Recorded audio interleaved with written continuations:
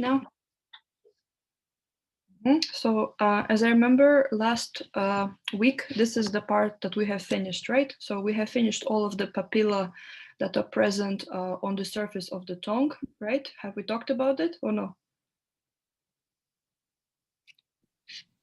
Yes. Yes, okay, so you remember that this is the circumvallate papilla. Here we have a cleft, some von Ebner's serous glands to clean this particular cleft from all the unnecessary debris, right? So you remember that there are 4 papillas. Last class we have learned that papilla is just a protrusion of some sort, right? So it's some kind of protrusion. And these papilla that we have on the tongue, they are protrusion of the specialized mucosa. And it is so special because it possesses the taste buds. And you remember that there's only one papilla that does not have any taste buds. And this is the filiform papilla, right? It was sort of conical in shape like this, almost like a claw. And its purpose was simply mechanical. Last class, I told you that we're going to have a quiz on Kahoot today, but I texted to you in the group that it's not going to be happening today. We're going to do it next week because it is much better to include this class as well, because it is super difficult. Okay, so let's begin. We're starting with the salivary glands. We have the major and the minor salivary glands. The major ones, there are 3 pairs of them. So we have the parotid ones, they're in your cheeks, right? So here we have the parotid salivary glands. They're submandibular salivary glands. They're right at the angle of your mandible. So somewhere here, right under it. These are the submandibular salivary glands. And we also have sublingual, right under your tongue. They are the major ones. They're the ones that produce in majority of the saliva. If we have to say in percentage, how much exactly are they making? Parotid gland, even though it is the biggest salivary gland, it only makes 20% of your saliva. Okay, it doesn't make much. Sublingual is making the least of the saliva. It is going to be approximately 5% of your total saliva. Submandibular glands are the dominant ones. They are making approximately 75% of your saliva. Okay, so 75%. Less than 1% of saliva, less than 1%, is produced by the minor salivary glands, such as buccal, they're in your cheeks, molar, where your teeth are going to be, the palatine. You remember last class we have talked about what is palate, and lingual. Actually, we saw the lingual salivary glands on the previous lesson, right? If I go back all the way here, this is your tongue, and these are the lingual salivary glands, right? So we name them in Latin language. So that's it. So there's nothing more that you need to know. Major and minor salivary glands. We have slides for the major, and we have no slides, no separate slides for the minor. So we're going to talk about the major ones. Salivary glands, are they endocrine or exocrine? What do you think? Exocrine, since they produce. For sure, yes, they're exocrine glands. They possess duct system, right? So this is a very important point that we need to discuss. They possess duct system. How do you call a little unit of the salivary gland, the one that is making saliva? How do we call it? Acinus. Very good. We call it acinus, right? Acini, because there are many of them, and acinus if there's only one of them. Whenever they ask you, especially in the oral exam, what is acinus, you just say it is a blind sac of secretory cells, right? It's literally looking like this, like a blind sac. It has no entrance, no exit. That's how you draw it. But it does have an exit. Okay, what is coming out directly from this acinus? Of course, the duct system, right? Ducts are going to be coming from this acinus. We said it consists of the secretory cells. Which kind of cells are they? Your simple epithelial cells whose job is to simply make saliva, nothing interesting. Here are the nuclei that are visible, right? So some kind of epithelial cells that are making your saliva. Let's follow the pathway of saliva, right? So how is it going? So let's imagine that these epithelial cells have made the saliva. Now the saliva is in the acinus. Where is it going to go? To the first duct. The first duct that is arising directly from the acinus is called intercalated duct. Okay, we're going to call it intercalated duct. From the intercalated duct, there is another duct starting to arise, which is known as the striated duct. It's very important to remember that striated duct is not present in all salivary glands. Sublingual glands, for example, lack them. And well, it doesn't really lack them, it has a little bit of them, very, very little amount of the striated ducts. And we'll talk today why. So I repeat, saliva is made in the acinus, then it goes to this duct. How do we call it, somebody? Intercalated. Intercalated, very good. Intercalated is present in all salivary glands. From the intercalated, the saliva will go to the next one, which is called striated duct. Striated duct is not present in all of the salivary glands. It has little bit in the amount in the sublingual, right? So the rest of the salivary glands will have lots and lots of the striated ducts. We'll talk about it today.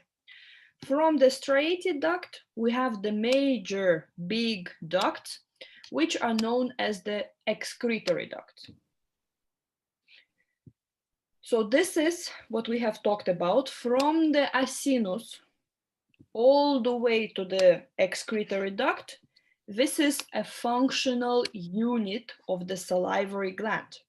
And this unit has a name. It is called salivum.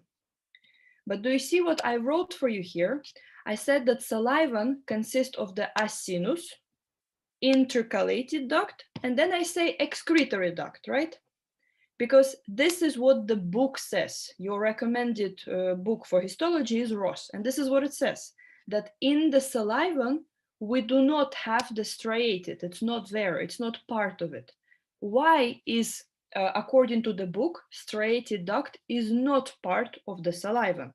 Because not every salivary gland has it, right? Every salivary gland has acinus. Every has intercalated, every has excretory, but striated duct is not present in the sublingual. So it cannot be a part of the basic unit. In the lectures last year, they added striated. You're going to put here that striated is part of the salivum according to our department. This semester, I want you to double check it, okay? So when you will go to the lectures, when you will see it, I really want you to double check if striated duct is part of the salivum or not. Because I repeat, in the books, it isn't. Last year, it was part of the salivum. According to the lectures, there was a question about it in the self-control test. So if you would have studied from the book, you would have not gotten the point, right? Okay, so to make sure that you understand, let's follow the pathway of saliva. Who makes saliva? Acinus. Acinus. From the acinus, saliva goes to the intercalated duct. From the intercalated, it goes to the striated, and then to the excretory. How do we call this entire unit? Salivum.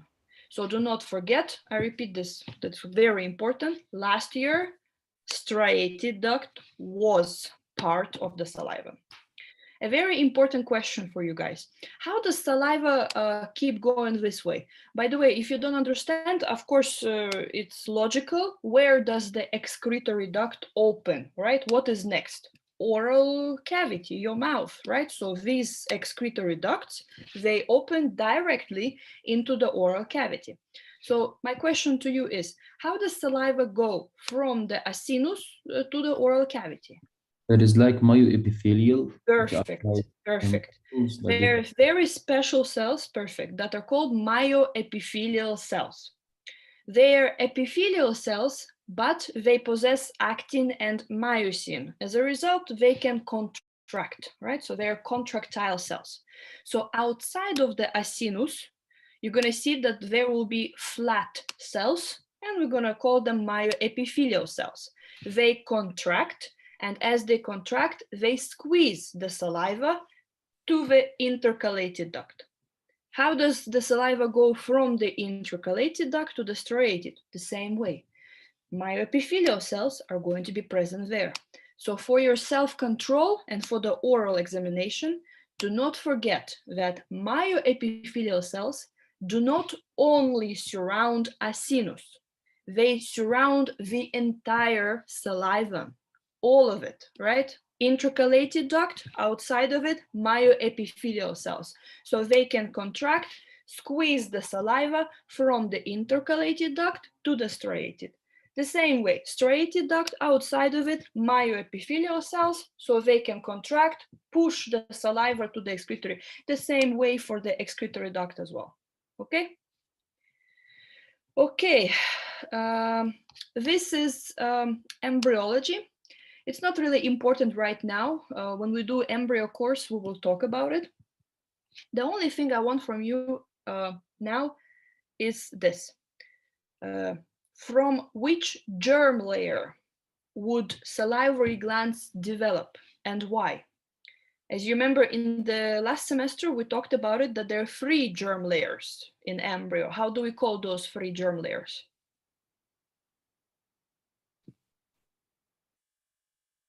Mesoderm, ectoderm, and endoderm. And endoderm, right? You remember the trilaminar germ disc. It was ectoderm and endoderm, right?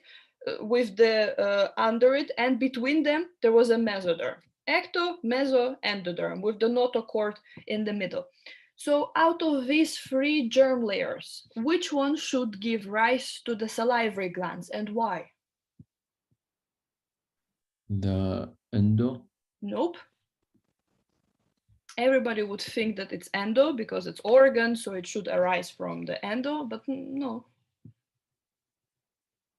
It should arise from ectoderm. Why ectoderm? Because ectoderm gives rise to any structure that helps you to communicate with the outside world. For example, your skin, the top layer, epidermis. Does it help me to communicate with the outside world? Of course, it's literally facing the outside world, right? My oral cavity, I literally open my mouth, that's it. It's communicating with the outside world. So oral cavity epithelium equals to ectoderm. In histo, they just say developing oral cavity epithelium. In embryo, it's ectoderm.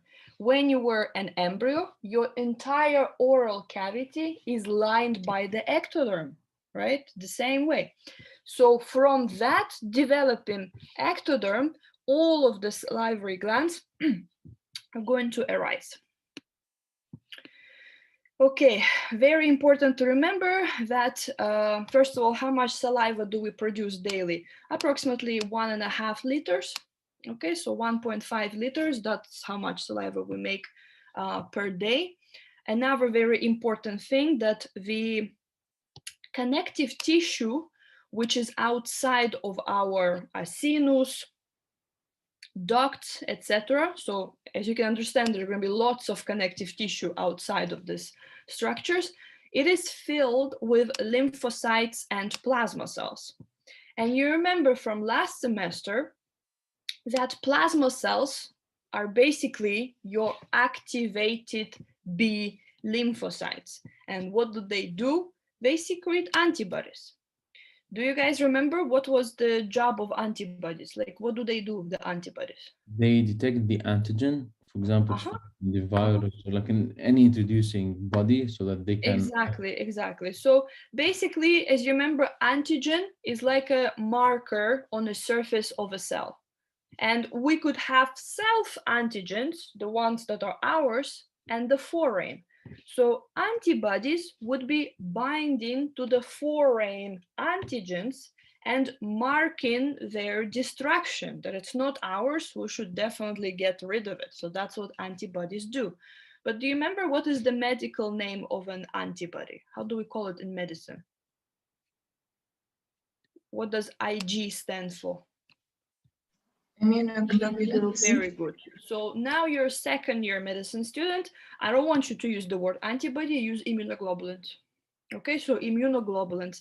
This self-control test, we're going to learn that there are 5 types of immunoglobulins. What I want you to know now, which immunoglobulin is in the saliva. It's called IgA. But you need to remember IgA is a very special type of antibody because it is present in all of our bodily secretions. What do I mean by that? Saliva is my body secretion.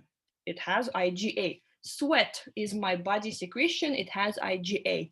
Milk from the breast tissue is a bodily secretion. It has IgA. In the oral exam, they're going to ask you a question. What is the importance of IgA, right? Especially from a reproduction point of view. As you know, when babies are born, it is important that we breastfeed those babies. Why? Of course, nutrition. That's the major source of nutrition for babies, but also passive immunity. When babies are born, they do not have a normal immune system. They only have a primitive one. So to make sure that babies do not get sick, it's important that they are breastfed, because this IgA, it's very important for exam, USMLE, if you're going to study for it.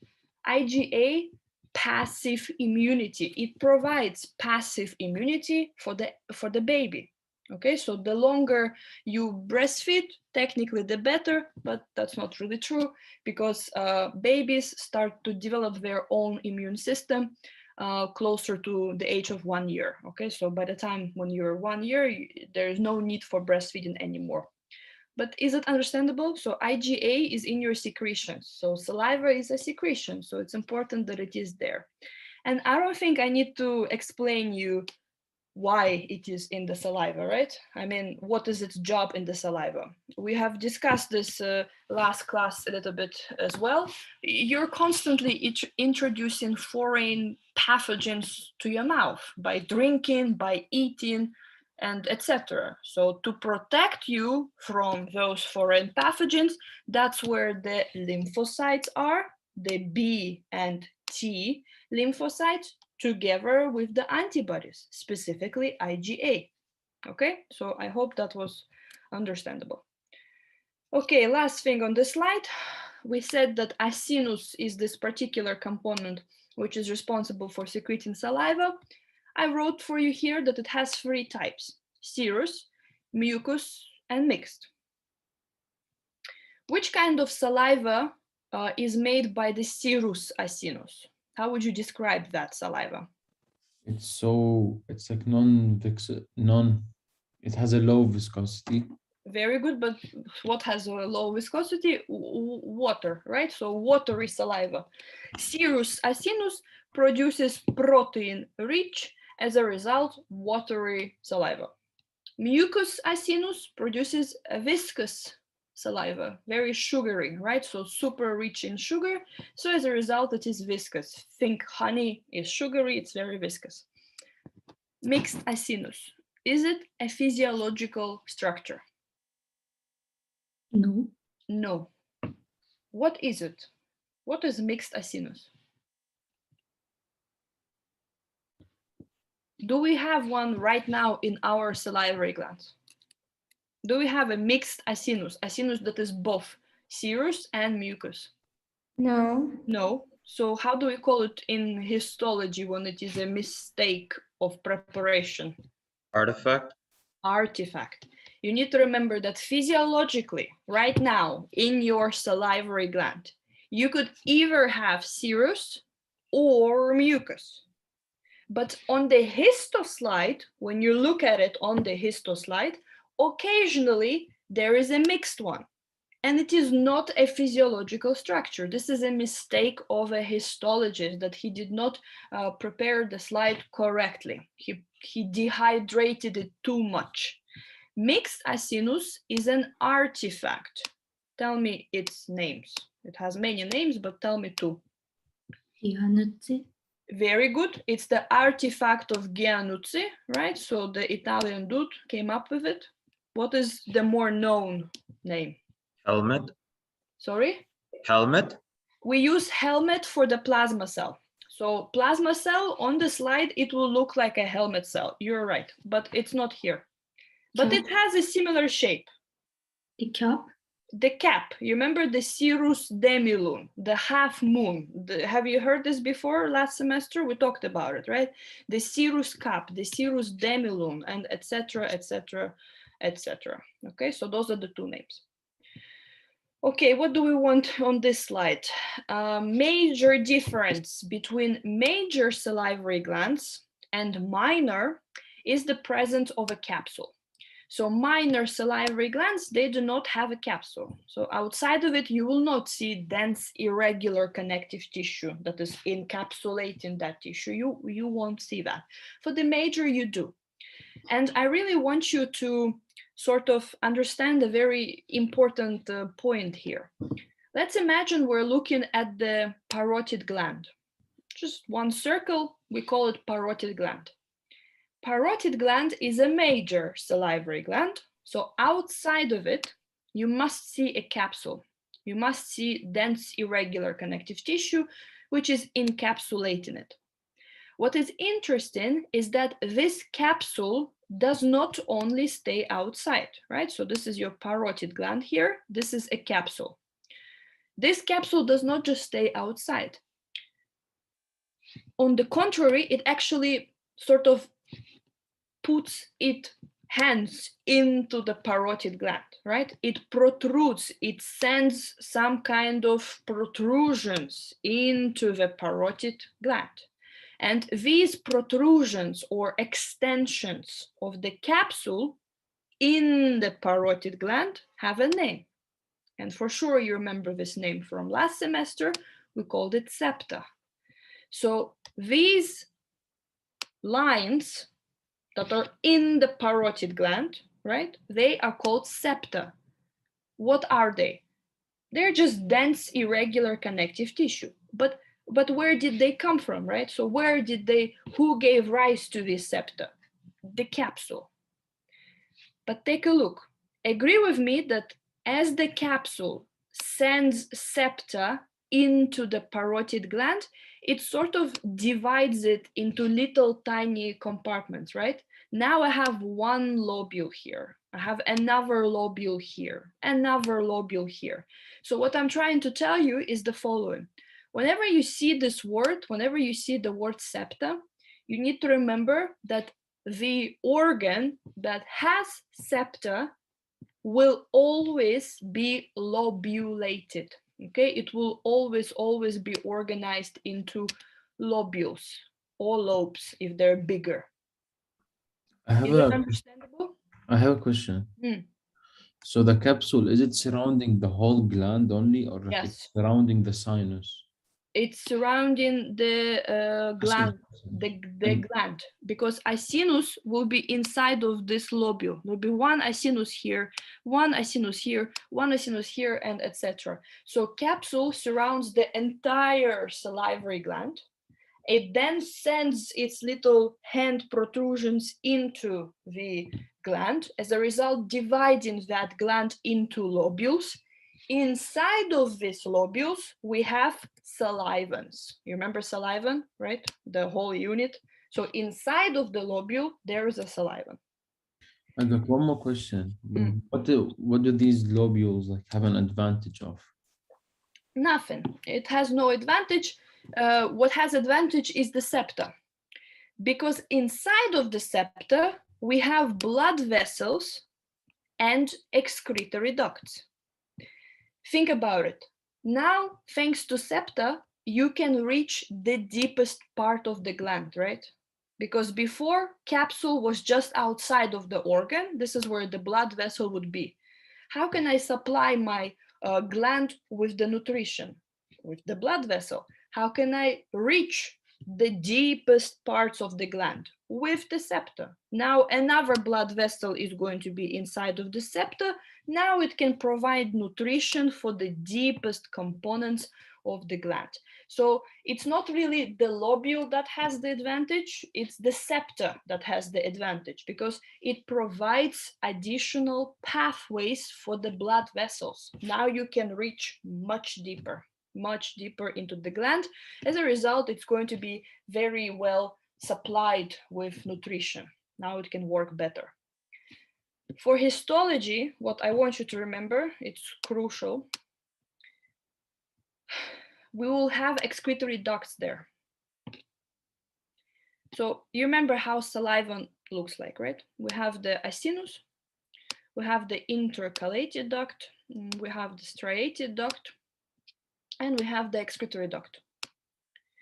In histology, how do I know I'm looking at intercalated or striated or excretory, right? So how do I know what I'm looking at?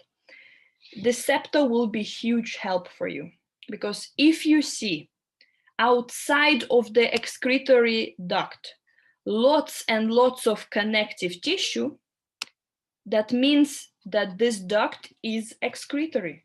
Because if there is lots of connective tissue outside of it, this connective tissue is septa. Okay, so if it is septa, that means that the duct inside of it is excretory duct.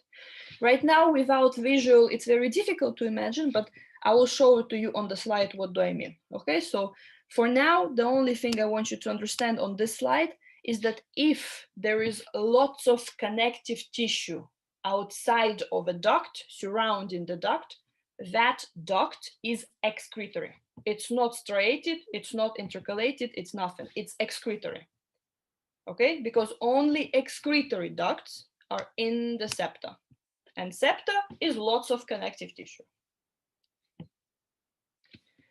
Okay, this is not important. We talked about it last semester, the different arrangements of exocrine glands. We have the compound, alveolar, etc. It's not important. The only thing I want you to know here is what is the shape of the acinus for serous or mucus. Serous acinus is alveolar in shape. It's literally like a sac, what we have drawn before. Okay, so this is a serous acinus. But a mucus acinus is a bit more elongated, and we call it tubular in shape. Okay, so if you see a bit more elongated component, this is definitely your mucus acinus. A bit more spherical or alveolar, this is going to be your serous acinus. Okay, so this is a serous acinus. Okay, another thing that will help us to identify whether this is mucus or serous acinus is the position of the nuclei, right? In the mucus acinus, the nuclei are very flat and peripherally located. Do you remember why? We talked about it last semester. Why are this is a cross section of the acinus, right? So this is going to be a tubular acinus, and it is like a cross section of it, what we see here. These are the epithelial cells that are secreting the mucus saliva. Why are the nuclei flat and peripheral? Because of the mucus, right? So mucus is this sugary substance. These epithelial cells are secreting a lot of it, but before they secrete it, they have to make it. And as they're making it, this mucus is accumulating in the cell, and as a result, pushing the nucleus towards the periphery. Do you see mucus in the normal H&E preparation? No. No. From last semester, you remember that on the slide, mucus acini are pale. That's how we describe them, right? They're pale, they're washed out because the mucus was cleared. You remember the clearance step with xylol, right? So this is the one that washes away the mucus. that is present in these acini. How do we call the staining that will help me see this mucus? Pus. Very good, pus. What does pus stand for? Periodic acid shift base. Perfect. Okay, so pus is a very special staining that is used to see sugary substances. Mucus is sugar, so of course pus will be used to show it. What is the color that it will show you? Magenta. Perfect. It will look exactly like this, which is purple, but in the anatomy department, they like to use the word magenta. So whenever you stain a mucus acinus with a pus, if it has sugar, that sugar would be in the color of magenta. Okay, so that's what you need to remember. How do you know that you're looking at the serous acinus? The nuclei are not in the periphery, they're more eccentrically located, right? So more in the center. And the general color of the serous acinus is basophilic, it's blue. Okay, so general color is basophilic. Could you tell me why? Because protein. Ear. So it's very rich in the nucleus, RER, and ribosomes. Why is it very rich in these organelles? Because we're producing lots of proteins. Because, very good, because these cells are very busy secreting lots and lots of proteins. And proteins, the organelles that are making the proteins, they have a negative charge. Hematoxylin has a positive charge. As a result, it will stain this area very nicely in blue, right? It will bind to all of these negatively charged organelles and will stain them in blue. I have a question. I mean, both of them, they produce mucus, but why mucus acinus, the nucleus, like is peripherally? Which one? Both of them produce mucus. Mucus is only produced by the mucus acinus. Serous does not produce mucus. What does it produce exactly? Well, you just said it a couple of minutes ago. You yourself said it, that it makes watery saliva. Watery. I mean, what saliva? Okay, so watery saliva doesn't, it pushes the nucleus? No, mucus is sugar. Sugar is very, how do you call it? Like, I want to say it, but it's not really true. But for you, I'm going to say it. It's a hard substance. So this hard substance pushes the nucleus to the periphery. Serous acinus does not make mucus. It doesn't make the sugar. It makes proteins. It pushes the proteins into the lumen. So nothing is obstructing the cell itself, right? It's just making proteins. That's it. So that's why the nuclei are in the different positions. Okay, one more question. What is the difference between a saliva and the mucus? Saliva is a liquid. It can be mucus or it can be serous. What is another name for mucus saliva?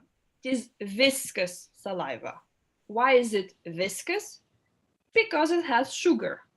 Mucus is sugar. So mucus saliva is viscous saliva. It's sugary saliva that is made by this mucus acinus. Serous saliva is made by serous acinus, and serous saliva is not viscous, it is watery. Why is it watery? Because serous acinus does not secrete sugars, it secretes proteins. Proteins attract water. Got it? Yes, thank you. Welcome. What is this? An artifact. Artifact. So do you see, this is a mucus acinus, and this mucus acinus has a serous cup on the top of it. It's a very weird picture. Just imagine it upside down. Yeah. So it has serous cup on the top of it. This is a mistake. This structure does not make any saliva. You see the structure only on the histoslide. In your salivary gland right now, would you find this? No. In your salivary gland, you have a separate serous acinus and a separate mucus acinus. That's it. They're just sitting next to each other, but they're separate. They're doing their own thing. That's it, right? When you prepare the slide, you dehydrate the tissue too much. Nobody knows why, but during dehydration, the mucus acinus expands. It starts to become bigger. Nobody knows why, okay? As it expands, what does it do to your serous acinus? It pushes it. Do you see? It literally compresses it. It squeezes the serous acinus.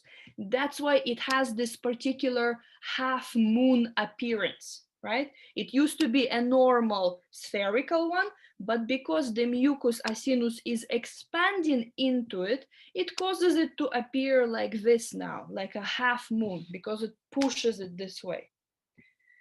Sometimes Rosa asks this question in the oral exam, like how exactly is it becoming a cap? Do you understand how? Because the mucus acinus is expanding, nobody knows why, but it is expanding, and as a result, it compresses the serous acinus on the top of it like this. Another name for the serous cap or serous demilune artifact, we call it artifact of Giannuzzi, right? So the Italian dude, Giannuzzi, double Z. Giannuzzi, artifact of Giannuzzi. So keyword artifact. Remember, artifact is a mistake. It's not a physiological structure. This is a very important question in the oral examination more, but you could occasionally see the same question in the self-control test. We said that there is something called serous acinus. Could you tell me what is the shape of the serous acinus? Alveolar.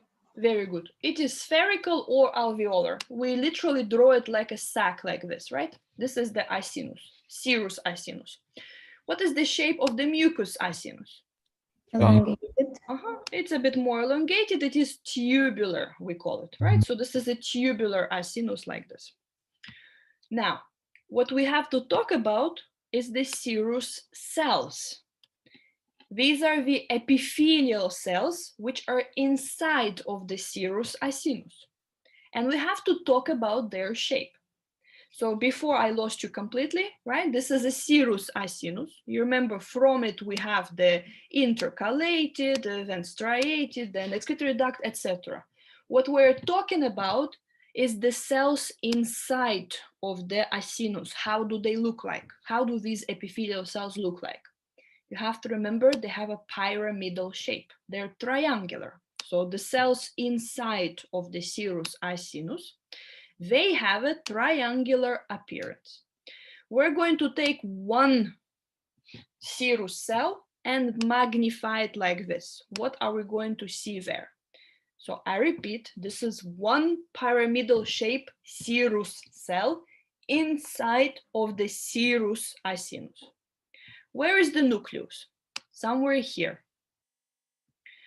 We have to divide this serous cell into two compartments. Could you tell me how do I call this compartment? And how do I call this? This is histo 1. Nothing, don't overthink it. How do you call the top of a cell in histo? Apex. Very good. So how do you call this compartment? This is apical compartment of a cell, the top of a cell, right? How do you call the bottom? Basal. Basal. Okay, so this is the basal part of a cell. How should this cell stain? Eosinophilically or basophilically?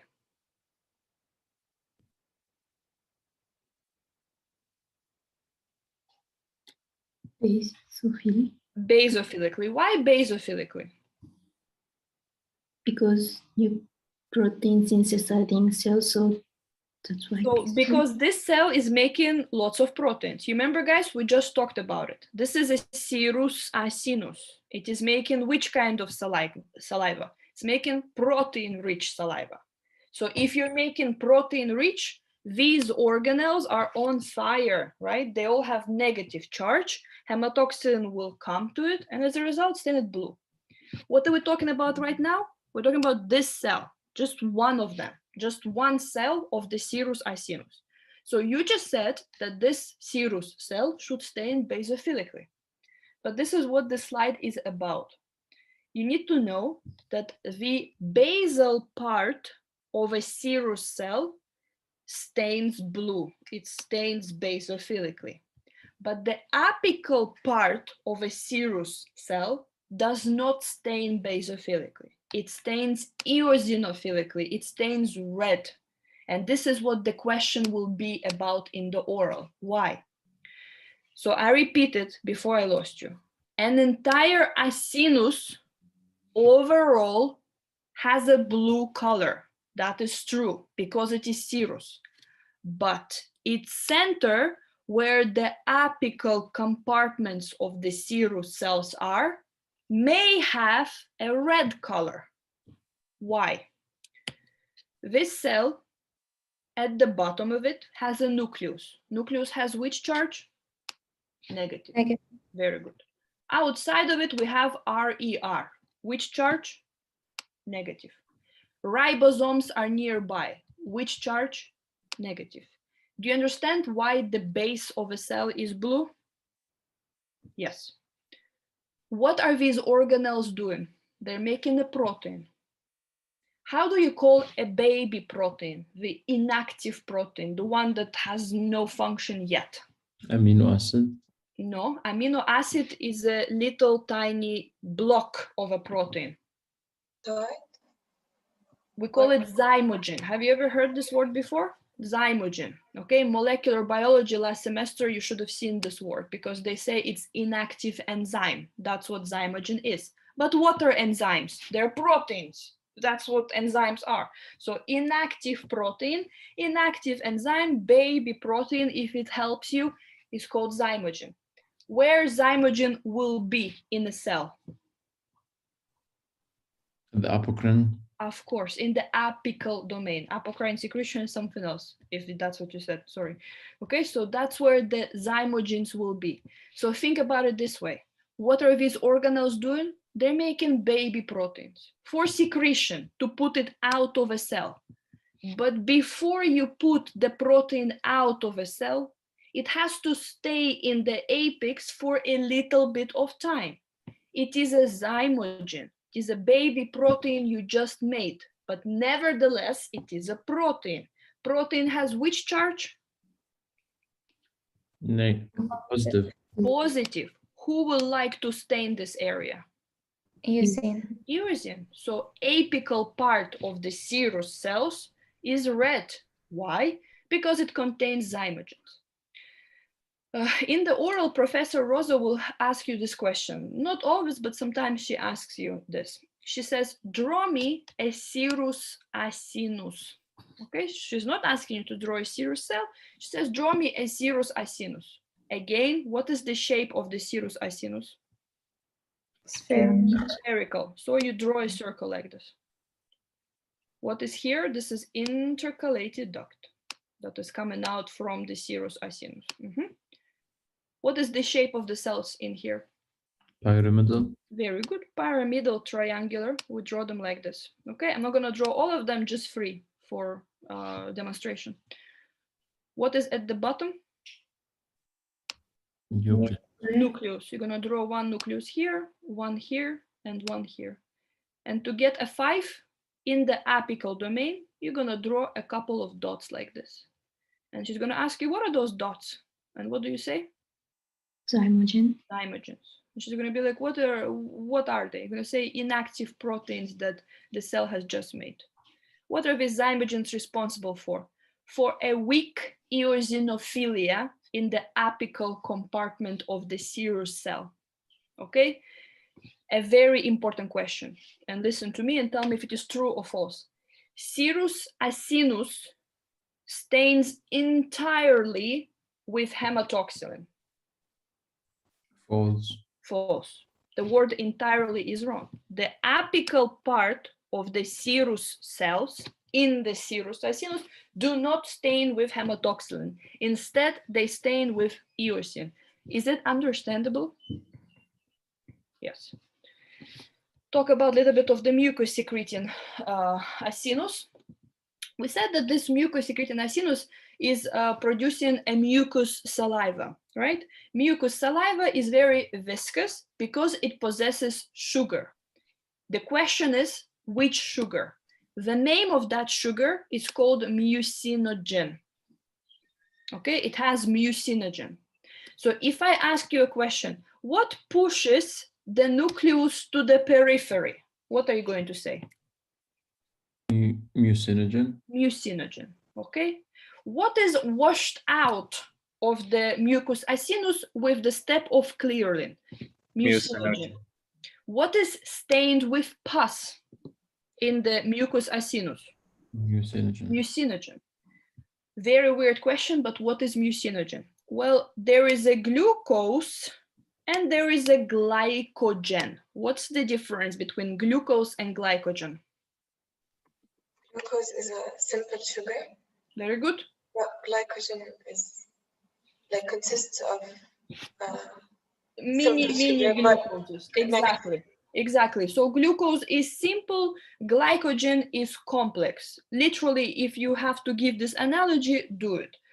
If we think of a glucose as a leaf of a tree, glycogen is the tree because it consists of a bunch of leaves.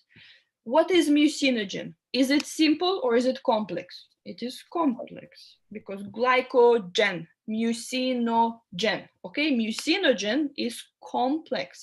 How do we call the simple form of it? How do we call the leaves of the mucinogen? Very simple, mucin. Mucin. Mucin, there's a glucose and there's a mucin. Okay, so there's a mucinogen and there's a glycogen. So is it clear? So like the monocytes are called no. What are they called? No. Sorry. You're confusing. Monocyte is a white blood cell. It's not here whatsoever. Do not. No. Okay, so there is a mucin. It's just a simple sugar. Monocyte is a white blood cell. Do not confuse. Okay, we talked about this intercalated striated excretory ducts. You remember them, right? So from the acinus intercalated, then striated, then excretory, etc. Very important to remember that mucous salivary glands, the ones that possess mucus acini, they have poorly developed intercalated and almost, I'm missing here the word almost no striated ducts. There are a little bit of the striated ducts in these glands, but almost nothing. Could you tell me why? So if we draw, just a second, guys, sorry. If we draw salivin of the mucus gland, what would it consist of? Salivon of the mucus gland. What do we start with? Acinus. Acinus, what is the shape of it? Elongated. Tubular. What is next? Intercalated duct. Poorly developed, so almost nothing, right? So let's indicate it like this, almost nothing, little bit. That's intercalated. Are there striated? Almost nothing. So majority do not have. So what is next one? excretory. Excretory. So agree with me, the pathway is very short compared to the serous one that has acinus, intercalated, striated, etc. A very short pathway. Why? What do you think? It's like it's viscous, no? Very good, because it is viscous. Very good, because it is viscous, and viscous will clog it. It's not watery. Watery will flow it nicely everywhere, etc.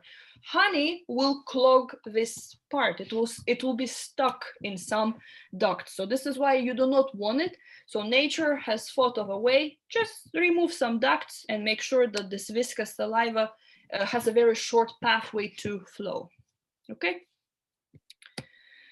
Okay, very important slide. Whenever they talk about ducts, you have to remember that they do not simply convey the saliva. They don't just transport the saliva.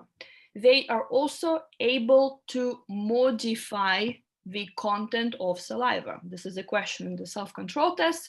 They always ask you this, that do ducts only transport saliva? No, they are also capable of modifying the content. How? Well, for example, intercalated ducts, which, by the way, are lined by simple cuboidal epithelium. That's how you know that you're looking at it, okay? Just one layer of cuboidal cells, that's it.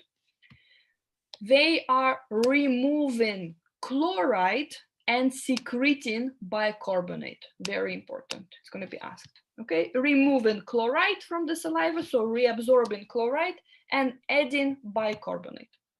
Striated ducts are lined by the columnar epithelium. Okay, so the book says cuboidal, but lined by the columnar. By majority of them have a simple columnar epithelium. Take a look. They're removing the sodium and adding potassium with carbonate, right? So do you see what's the final product, right? We're removing the salt from the saliva. Sodium chloride is being reabsorbed from the saliva to make sure that it remains watery, okay? So it remains very, very watery. Excretory ducts do not modify, okay? They do not modify, they simply transport the saliva, and their epithelium most commonly is pseudostratified columnar.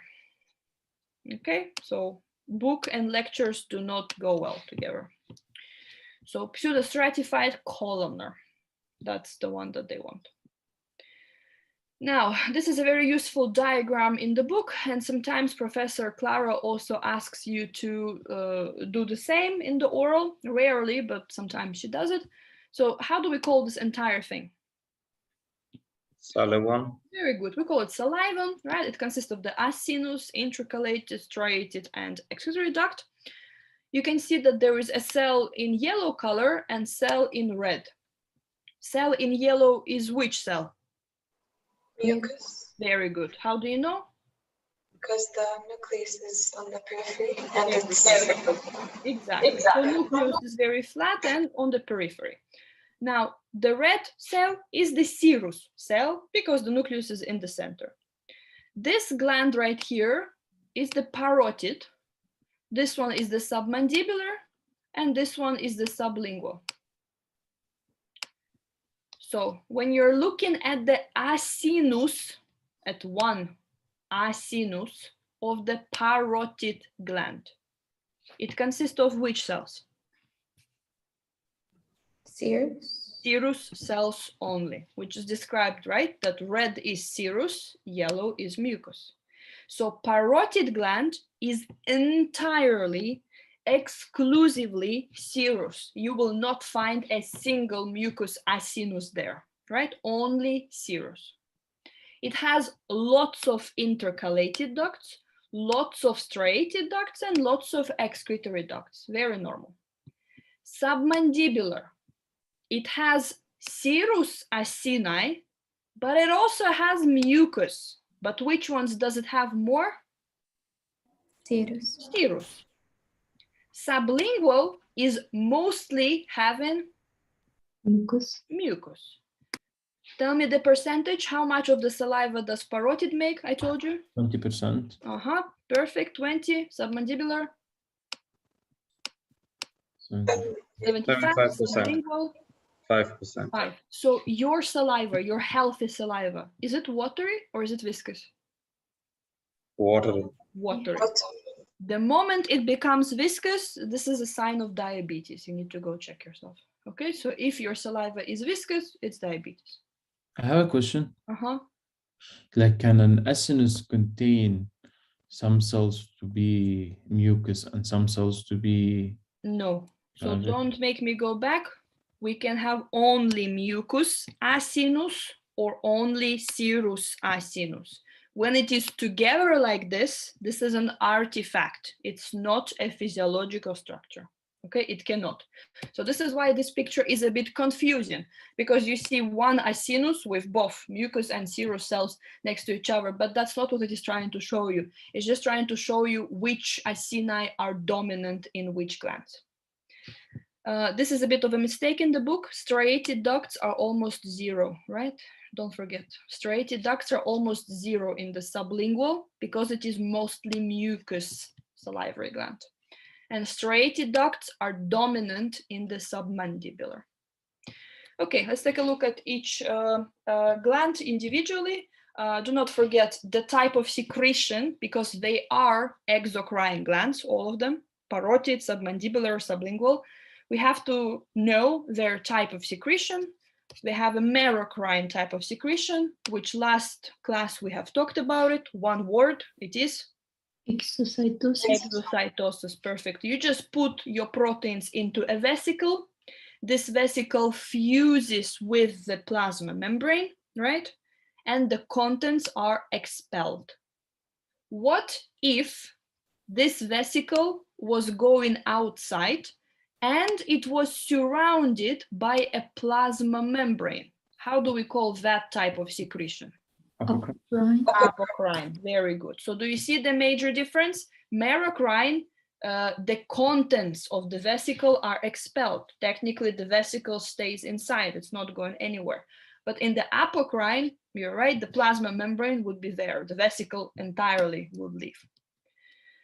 Now, we need to talk about ducts, because they are exocrine glands. They're major excretory ducts. Which gland is this? Parotid. Parotid. It has a major excretory duct, which is called Stenson's. Stenson's duct opens up at the second molar tooth, the upper one. Okay, so you have a homework for your day today. After you're done, go to the mirror, pull your cheek up. In the inner part of the cheek, right where the second molar tooth would be, there's going to be a little tiny opening, little tiny hole. That hole is the place where the Stenson's duct opens up. Okay, so this is where it opens up. Second upper molar tooth. Here we have submandibular gland. You're going to see that it also has a submandibular major excretory duct, which is called Wharton's. Where did we see this before? Who is Wharton? It's actually like embryo. The embryo, Wharton's jelly. Mesenchyme. Wharton's jelly. Where is Wharton's jelly? In the mesenchyme of embryo. Or is the mesenchyme? It's in the umbilical cord, right? Umbilical cord specifically. Very good. Because mesenchyme is everywhere in the embryo, but in the umbilical cord specifically, the one that is cushioning the blood vessels, the embryonic blood vessels, we call it Wharton's jelly. But here it's the same guy, so Wharton's duct. Okay, this is a submandibular duct. And take a look at your sublingual salivary gland. As you remember, it is viscous. It wouldn't be smart to put all of this viscous saliva into one duct, because you can clog that one duct. So as a result, sublingual salivary gland may have from 8 to 20 excretory ducts. Okay, major excretory ducts, 8 to 20 of them. And these ducts are called ducts of Rivenus.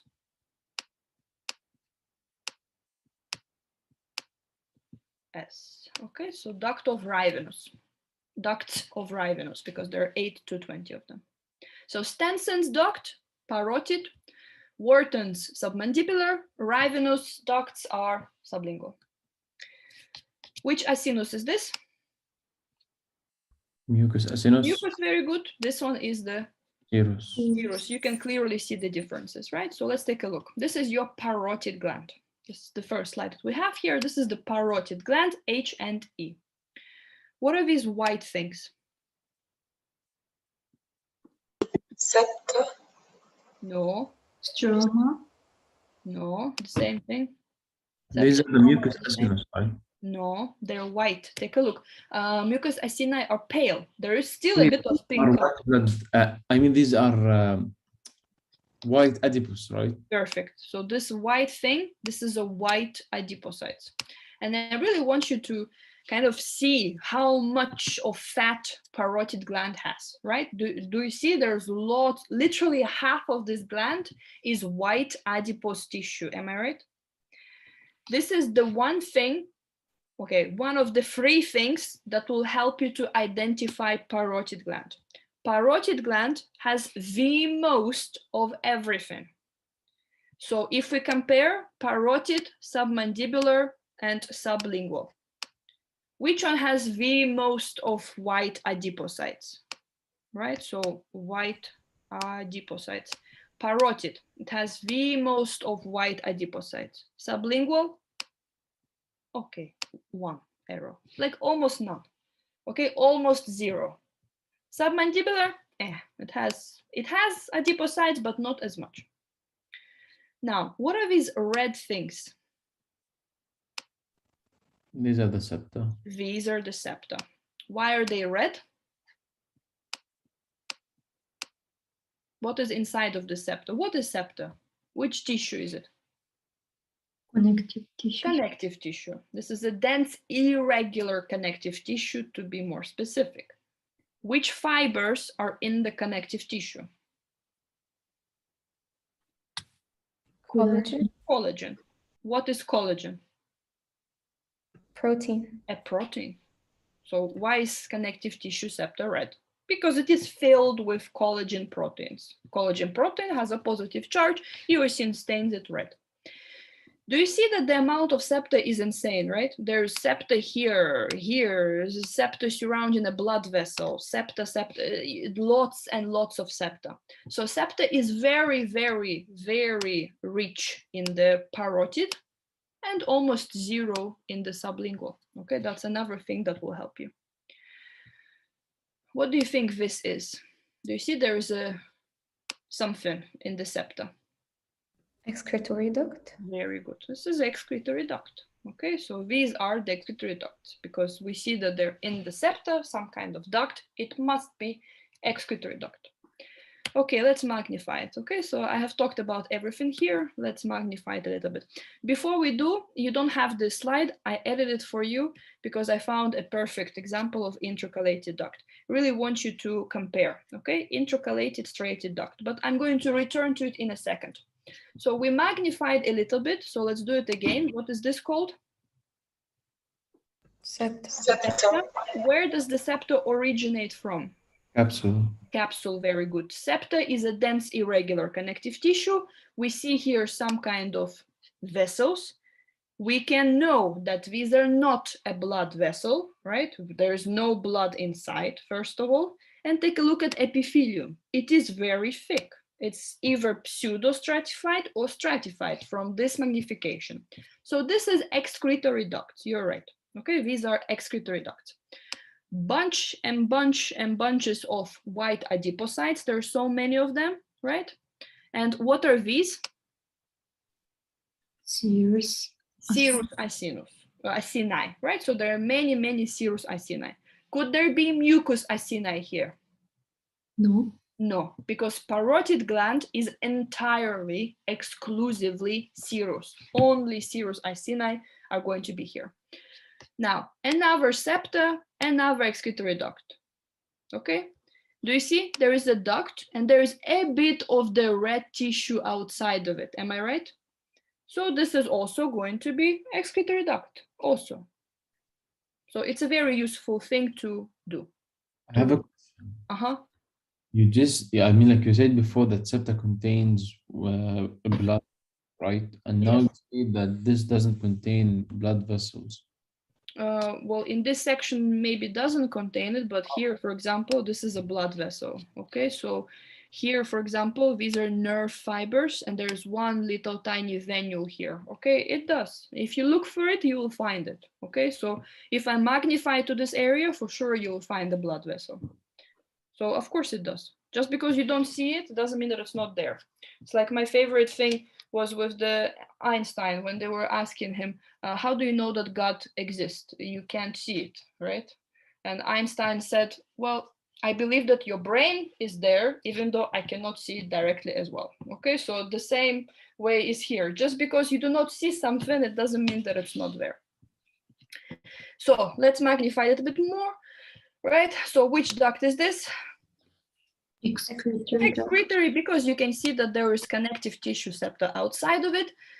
These are your white adipocytes, a bunch of serous acini.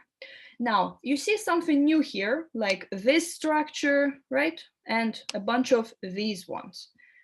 Now you have two options. It's either intercalated or striated. So this is where we go back to this picture. How to know if you are looking at the intercalated or striated duct? A very useful technique that I use is the size. Always find acinus. This is one acinus here. This is another acinus here, right? This is, I don't know, another serous acinus here. And compare the size of a lumen to that acinus. If the size of a lumen is smaller than that acinus, this duct is intercalated, because acinus and a little intercalated duct coming out from it. Of course, the size will be little. If you see that the size of a lumen is very big compared to the acinus, this is going to be striated duct. This is what I use. According to the lectures, according to the book, how should you be able to tell that this is intercalated, this is striated? What should you do? Look at the epithelium. Perfect. This is histology. That's all we do. We're looking at epithelium. Which epithelium has intercalated?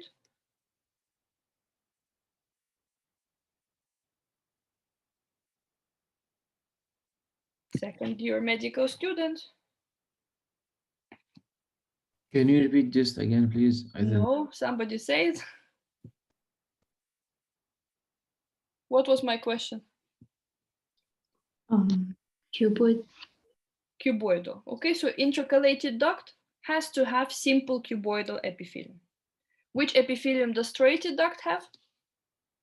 Columnar. Simple columnar. Yeah, it always has to be simple columnar. So that's another way to go at it. But you're gonna see on our slides, it's not working out. It's not. So let's take a look. What do you think these ducts are? Intercalated or striated? Intercalated. Again, take a look. This is acinus. Okay, this is another acinus. Lumen, are they bigger or smaller? Bigger. Bigger. So these are Striated. striated. Okay, what do you think about this one? Or this one?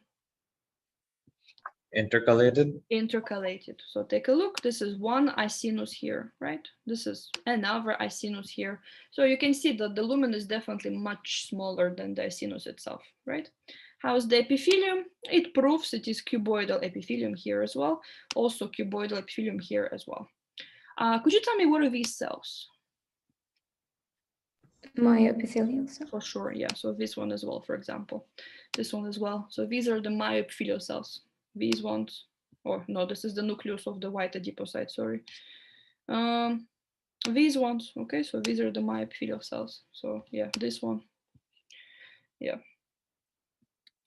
Okay, we talked about this.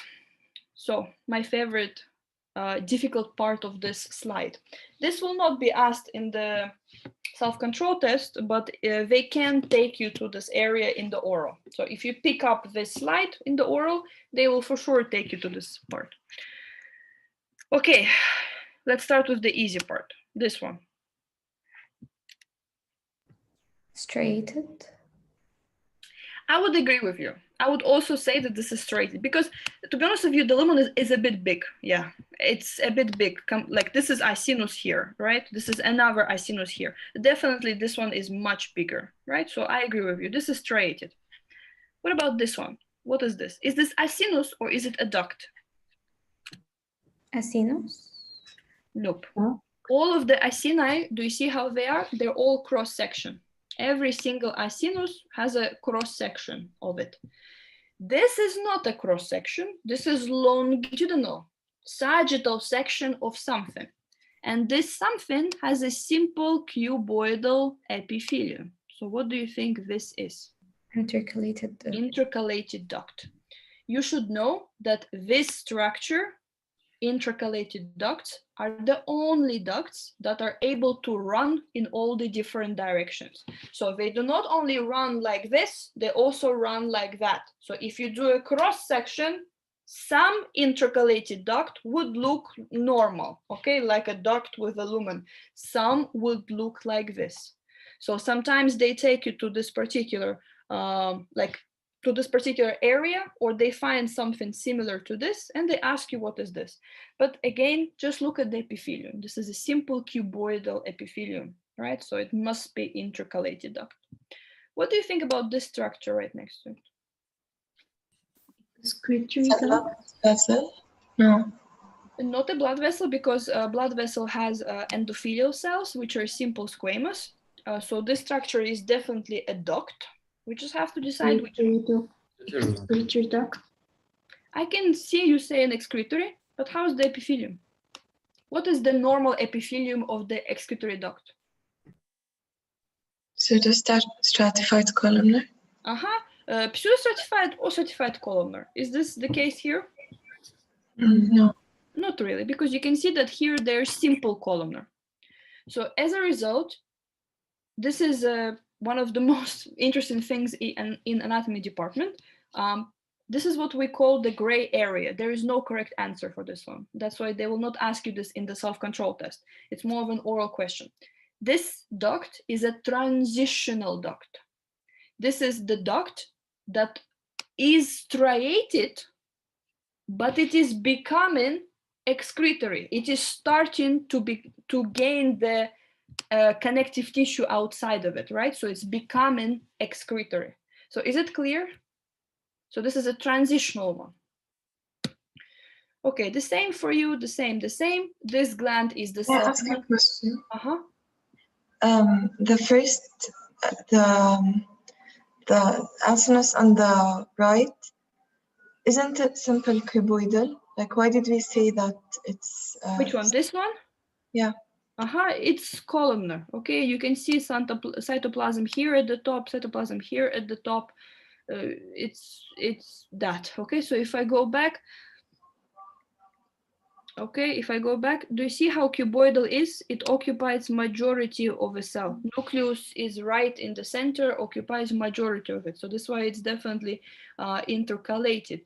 Here, there is a bit of the cytoplasm at the top of a cell. So it is elongated a bit, okay? So this is a bit of a columnar. The same here. Do you see? There is still cytoplasm this way. So it's definitely columnar. Okay, thank you. Okay, submandibular salivary gland. Notice that adipocytes are present, but they're very limited. There are not as many of them as on the previous slide. You have said that these are what? Septa. Septa, connective tissue septa, and you can also see that it's also very limited, right? There isn't much of it. It's there, but it's not much of it. Now, so we have said that this is the connective tissue septa. These are the white adipocytes. What are these? Mucus. Very good. These are the mucous acini. The rest of them are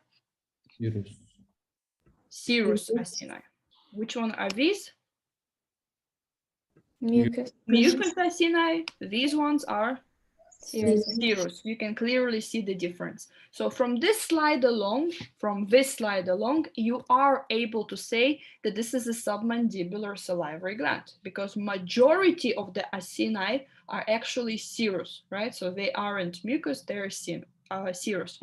Here we can see a bunch of ducts, so of course we have to be able to identify. So for example, which duct is this? So difficult to see, but sorry. Okay, so which duct? The most important thing you can see. Striated.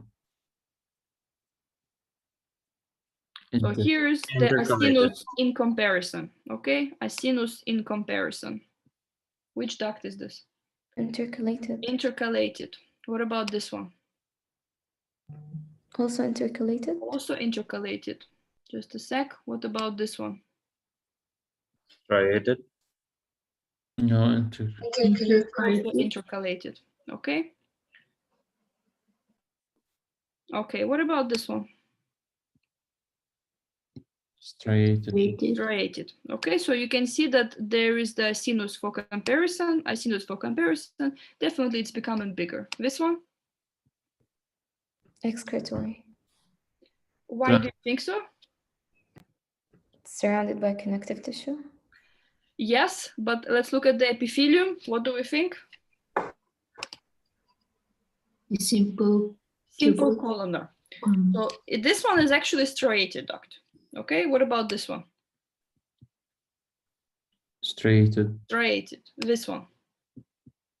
Also striated. Also striated. What about this one in the corner? Excretory. Excretory. So now this one is definitely excretory. Now I could argue here. On this one I could argue. Okay, so Tassim is definitely right. There is connective tissue outside of it. Even though the epithelium is columnar, I could argue this is excretory. But it's more striated. So if you compare them, you can see the difference. Yeah, so this one is definitely excretory. Okay, so yeah, let's do it a little bit again. So especially this one. Striated.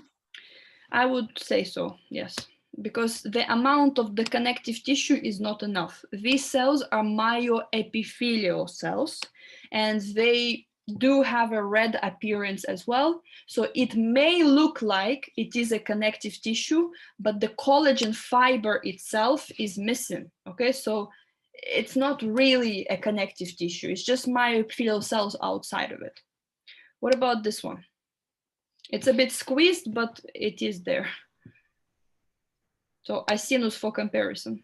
Intercalated. Okay, so intercalated, yeah. These ones are the striated that are squeezed together. We're not going to talk about them. Okay, I want to ask you a question here. Where is it? Yes, there you go. What is this? Mixed. Artifact. Yes, the artifact. Do you see? So this is this the mucus acinus, and you can see that this is the serous cup very nicely present here. The same is here upside down. You see, mucus acinus and the serous cup. So you remember that this is not a physiological structure. This is the artifact. Which duct is this? Transitional. Nope. The amount of the connective tissue is insane. There's so much connective tissue, and you can see that the epithelium is sort of pseudostratified. Do you see? Pseudostratified columnar. So this one is Excretory. yes. This one, the lumen is collapsed, but it is definitely it. Intercalated. Intercalated. So again, for comparison, acinus, right? So you can imagine that the lumen was probably this big. What about this one? Striated. Yes, this one is a striated one. I just have one thing. I can't identify a transitional one. I mean, like, how can You don't need to identify a transitional one. Majority of them aren't transitional. Okay, so if you really, really look for the slide for the transitional, you may find one. It looks like both. Okay, it looks like both. On this one, I do not have it. I just found one that they always ask here. Okay, but it's not the case. For the self-control test, you definitely do not need to know this.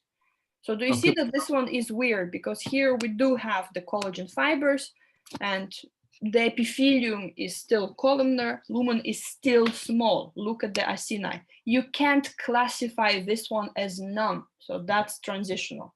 These ones you can classify. It's very clearly visible which ones are they. So yeah.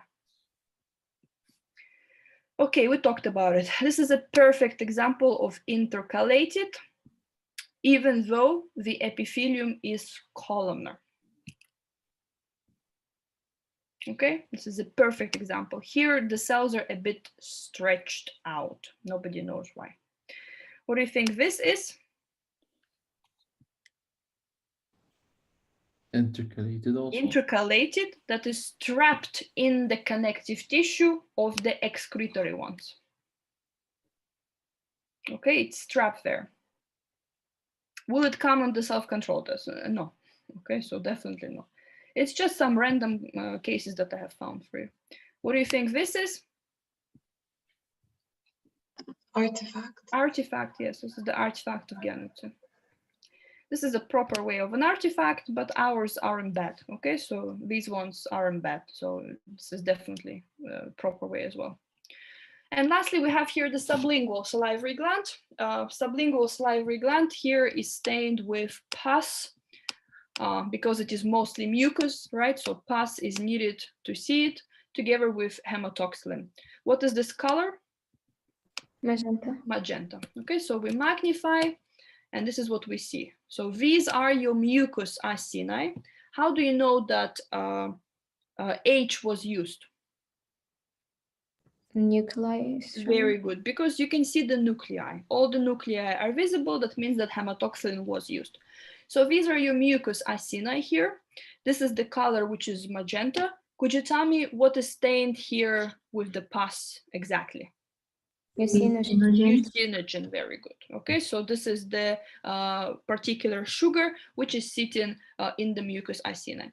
Here are some excretory ducts, right? You can see they're surrounded by the connective tissue and occasional striated.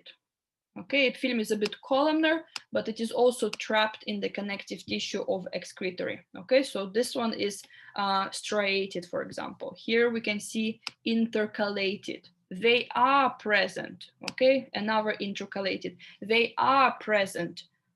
It's just that majority of the ducts are excretory, majority of them, okay? Does this slide come up often? No. It's very boring because everybody knows that these are mucus acini, pus, magenta, mucinogen, etc. So rarely they come up. The ones that I would suggest you spend time on is definitely submandibular, because here we can see everything. Okay, so spend some time on the submandibular. Okay, we are going to take 5 minutes break and we're going to start TIF. Okay, so just go do your business quickly, take a 5 minutes break, and then we're going to return. Yeah. Okay, thank you.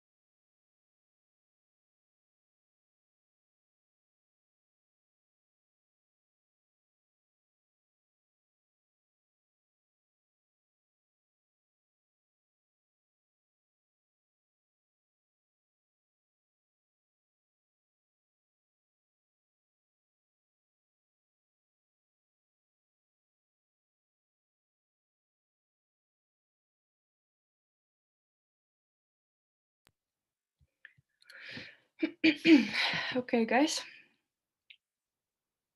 So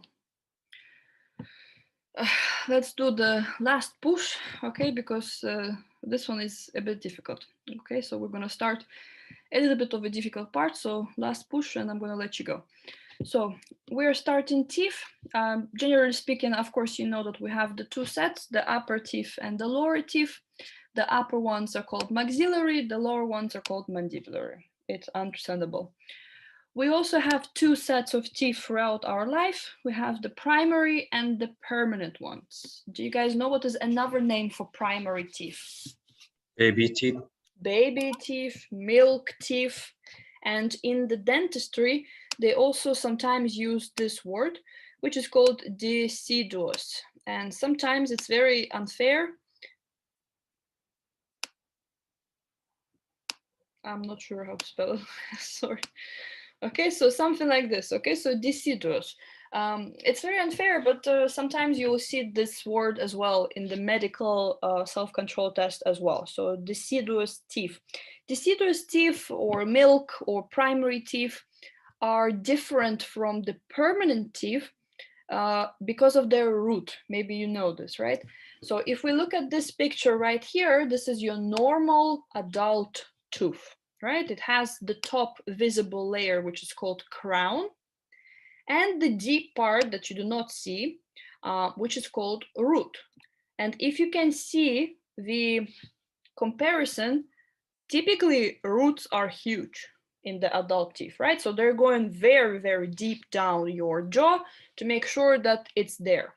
If we draw the same tooth that is a baby or milk tooth, the crown will be similar, but the root will not go deeper than that. So that's why they don't really stay for long, right? So they fall out by the age of the 10 years old. This is when majority of them are already gone and the permanent teeth start to pop out, right? So they start to arise. So this is the major difference between the milk or deciduous and permanent teeth. For sure, you know the names, right? So incisors, canine, premolar, molar. If I go like this, right? So this is the incisors, right? So we have the central and the lateral. We have the canine ones, the ones that help you bite to something, premolars and molars. Do you see how what they do? They say first, second, third molar. What is another name for third molar? Wisdom tooth. Very good. This is a wisdom tooth. In dentistry, they divide your entire oral cavity into quadrants, right? So here we divide into quadrants like this. So this is, for example, the right quadrant, this is the left one, right? This is the right lower, the left lower, right? So for example, so you can understand that there are 4 quadrants in the oral cavity. And how do they start counting? They start counting from the center. So 1, 2, 3, 4, 5, 6, 7, 8. So another name for the wisdom tooth, you would also know it in dentistry as the 8th tooth. Okay, so in dentistry, you're also going to learn it as the 8th tooth. Can you please close the door? Thank you. Okay, so you're gonna know it as the 8th tooth. Is it clear? So 3 names, but the same thing. Third molar, wisdom, and the 8th tooth. What are the tissues that are making up the tooth? Well, the visible part of the tooth is called the crown. Its most outer is called enamel. The inner part is called dentin. The most outer part of the root, the one which is in yellow, this is known as the cementum. The inner part is known as the dentin. The most inner part is known as the dental pulp. Dental pulp is the place where all of the blood vessels and nerve fibers are going to be. How do they enter into the tooth? Well, with the help of the foramen at the bottom, which is surprisingly called apical foramen. It's at the bottom, but it is called apical foramen. So this is where the blood vessels enter. So to make sure that you understood, can we quickly draw a tooth? So here we have the crown. What is the most outer part of the crown? Enamel. Enamel. Very good. Enamel. Inner part. Dental. Dentin. Very good. So ED. This is the root right here. What is the most outer part? Cement. Cementum. Very good. And the inner part is going to be Dental. dentin. What is the inner part of the tooth? What is here? Dental. Pulp with the blood vessels, nerve fibers. How do they enter into the tooth? Apical foramen. Very good. With the help of the bottom apical foramen. The supporting structures that are supporting the root in the bone, we're going to call it periodontum. Periodontum is going to consist of cementum itself and a ligament, which is attaching the root of the tooth all the way to the bone itself. This ligament is called periodontal ligament, and I'm in no way mean to scare you, but I personally know 3 people who have failed final oral exam because of periodontal ligament. Okay, so it's a very special one. We're going to talk about it, especially in embryology next class a lot, okay, but it's a very, very special ligament. So if we see how is the tooth attached, right? So here we have the bone tissue, periodontal ligament, cementum, then dentin, then pulp, right? So this is the some sort of attachment of the tooth which is happening here. You have said that this is the crown, this is the root. The area between the crown and the root, this gap right here, this is known as the neck of the tooth. Neck of the tooth is very special because this is the place where the enamel meets the cementum. And neck of the tooth is covered by this tissue. Who will tell me what is this tissue? Gingiva. Very good. This is gingiva. Okay, so neck of the tooth is covered by gingiva. Gingiva was which mucosa? Masticatory, yes, very good. Okay, so this is the masticatory mucosa. Now, what is this white tissue? Enamel. Enamel. Do you see that there is enamel, like here, which is not covered by gingiva? Am I right? Like the rest of the tooth, the one that you brush, this is the enamel which is not covered by gingiva. And do you see that there is enamel which is covered by gingiva? They have different names, okay? That part of the crown, so this entire crown, which is not covered by gingiva, this is known as the clinical crown. That part of the crown, because this is still crown, right? This is enamel and dentin, this is still crown. So that part of the crown which is covered by gingiva is known as the anatomical crown. So what is the difference between clinical and anatomical crown? Simply? One is covered by the gingiva, one is not.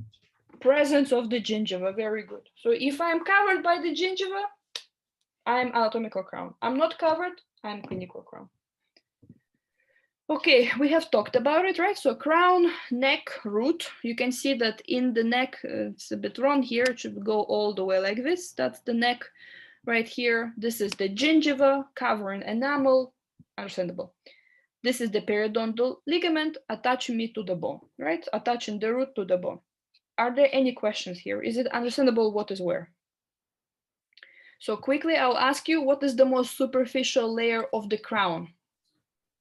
Enamel. Enamel. Enamel. The most superficial layer of the root?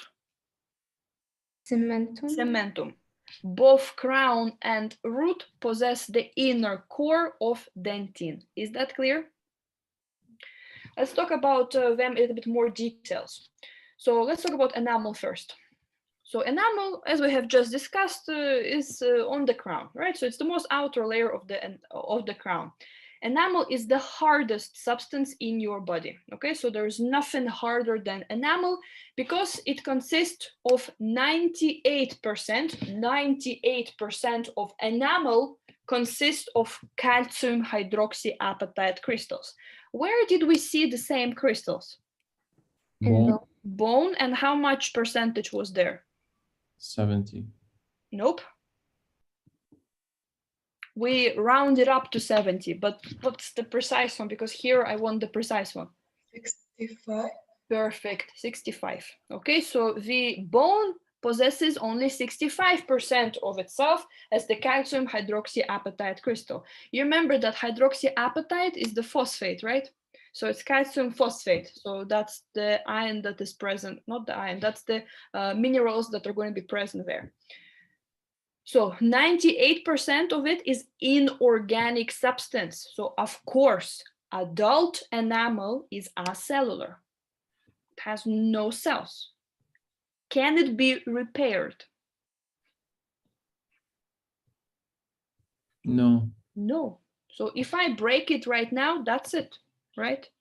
Very interesting thing. The more you bleach your teeth, right, the more you whiten it, the more enamel is destroyed. So what you're doing is literally destroying the enamel itself. All of those particular mechanical toothbrushes, right? So not with the soft brush itself, but with the hard brush, they're destroying the enamel. So you cannot repair it. Now they're working on something that can repair it, but still, physiologically, as a human being, you shouldn't be able to repair it, right? But agree with me, somebody had to make it. I mean, when I was an embryo, somebody had to make enamel. That cell is called ameloblast. So when you are an embryo, a very particular cell was responsible for secreting the enamel, and it's called ameloblast. Quick question, from which germ layer does it come from? Ectoderm, Very good. Why ectoderm? because it's in contact with the outside world. Exactly. You smile, the enamel is facing outside. Okay, so that's it. So that means that ameloblast had to come from the ectoderm. We have talked about clinical anatomical crown. We have talked about cement to enamel junction. Now we need to discuss two very important components, which are quite difficult.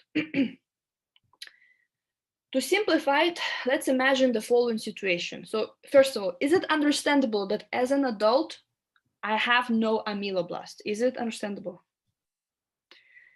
Ameloblasts are gone when the teeth erupt, when they come out. Okay, because that's when ameloblasts are lost, because literally tooth itself pushes through the gum to make sure that it arises, right? So all the ameloblasts are lost then. What we're talking about right now happens in embryo, when you are an embryo. Ameloblast, is it organic? Sorry, enamel, is it organic or is it inorganic tissue? Inorganic. Inorganic, very good. We can compare to building enamel as building a house. It's the same thing. So ameloblast is a very, very busy worker because it had to build a house.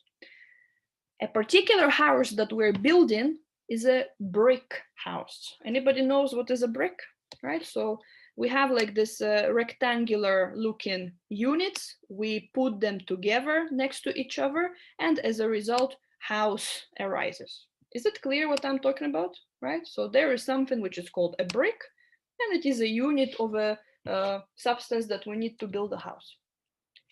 A brick of enamel is called enamel rod. So how does ameloblast build enamel? It puts a bunch of enamel rods next to each other. Does it make sense? So a unit of enamel, this brick, this little tiny, I don't know, how do you call it? Little tiny part of a house is called enamel rod. A brick of a house is rectangular in shape. Enamel rod is not looking like this, unfortunately. How does enamel rod looks like? It looks like this. And what is its shape? Its shape is a keyhole. You remember like back in the day, well, I probably don't remember, but back in the day, the keys really looked like that. Okay, you had to put it in, I don't know, do something with it and etc. So a shape of an enamel rod is a keyhole. This keyhole shape, enamel rod, has a head and a tail. For Professor Rosa, the height of enamel rod is 8 nanometers. Its thickness is 4 nanometers, so half of it. Okay, so 8 nanometers is the height, 4 nanometers is the thickness, right? So the width. So is it clear? So what does this enamel rod consist of quickly? Enamel rod. Yes, Hydroxy this is enamel rod, but what is inside of it? What is the tissue that is it? Hydroxyapatite. Calcium hydroxyapatite, so which is basically inorganic. How much of the calcium hydroxyapatite crystals do we have? 98%. 98%. So I repeat the question, what is in the enamel rod? What is enamel rod? Calcium phosphate. It's enamel itself, right? It's 98% calcium hydroxyapatite crystals. That particular composition is specifically for the enamel. Is it clear? So this tissue is enamel. It's just in a shape of a rod. Do you understand? Who secretes this enamel rod? Ameloblasts. Ameloblasts. When do they do so? Before the tooth. Put the tip out. When you're an embryo, before you're born. Before you're born, an ameloblast is busy secreting this enamel rod. Now, a very important question. Do ameloblasts secrete enamel constantly, or are there rhythmic secretion? Is there a rhythmic secretion? Do they secrete and then stop? Secrete and then stop? The answer is the second one. Ameloblasts, when you're an embryo, they do not constantly deposit enamel. They secreted a little bit, stopped for a bit, then repeated the process again, right? Secrete a bit more, then stop. Secrete a bit more, then stop. As a result, when you take a cross-section of the tooth, you can see some kind of lines. Those lines are called lines of Retzius. And what are they telling you? They're telling you that this is the stop of ameloblasts. This is the place where ameloblasts have stopped for a bit. After it, it moved up, made a bit more enamel, then stopped again, then moved up again. You understand? So these lines of Retzius, we have to know that they're incremental lines. What does it mean? It means lines of growth. It just, how can I, okay. So incremental lines, it just means that it allows us to see how exactly the enamel was deposited. Okay, so incremental lines. Do you know anybody else or anything else that may have these lines? Bones. Bones. Very good. You remember last semester we talked about there are also some kind of lines like this. Osteons, very good. The same way, we don't constantly secrete something. We secrete and we stop. We secrete and we stop. And most importantly, trees. Do you guys know that when you cut a tree, it has a ring like that, right? It has lots of rings. We always do what? Count the rings to know how old is that tree, right? The same thing is here. You can literally see the same incremental lines, and those lines are showing you that ameloblasts have basically stopped, right, for a second and then started secreting enamel again. So a very important question for you guys. This is enamel. This is dentin. When ameloblasts finished making enamel, where are they?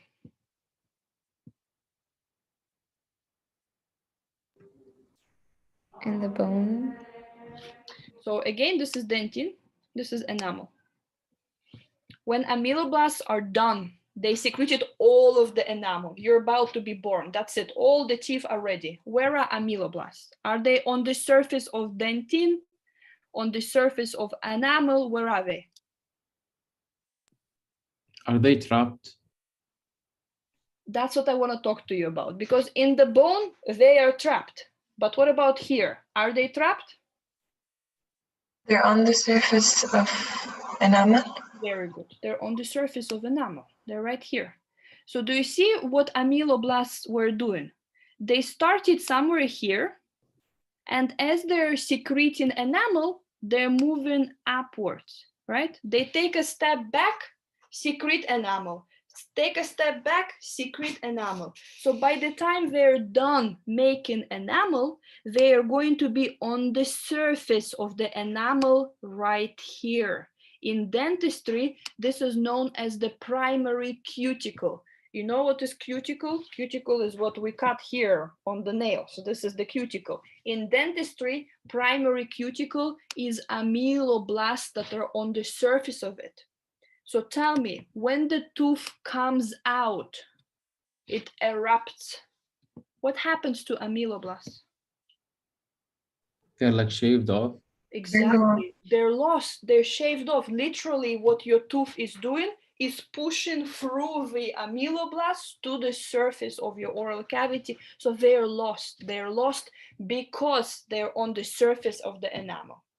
So is it more or less clear how ameloblasts were moving? Right? They're moving towards the surface. Very important two words: enamel rods and lines of Retzius. Guys, bear with me, a little bit left, I promise you. So this is a very, very good picture. You don't have it, but I put it there for you. So you can see how enamel is. Do you see? Right? So it has these rings as well, the same as the trees have it. What are those lines? Those are lines of Retzius. Ameloblasts were moving in all directions like this to make sure that they secrete enamel and then they take a step back, right? Secrete enamel, take a step back, where they eventually end up right here on the surface. Any dentist here? Do we have a dentist? We have a dentist in this group, but he didn't show up today. I'm gonna put it right now. You guys don't need to know this. It's for him when he watches the video. There is a very important word here, which is called perikymata. Perikymata are incremental lines of Retzius, but on the surface. With the microscope, if you use the microscope and look at the surface of your enamel, it's not smooth. It has this appearance, this very rigid appearance. And this rigid appearance on the surface of the enamel is called perikymata. So what is the difference between perikymata and lines of Retzius? These ones are on the surface. They're on superficial surface of enamel. Lines of Retzius are deep in the enamel, way deep. Okay, so that's the major difference between them. Cementum. We have said that cementum is covering the root of the tooth. It is identical to bone because it is also 65% mineral, but there is a very important difference between them. And what is the difference is that bone is a vascular tissue. Cementum is avascular.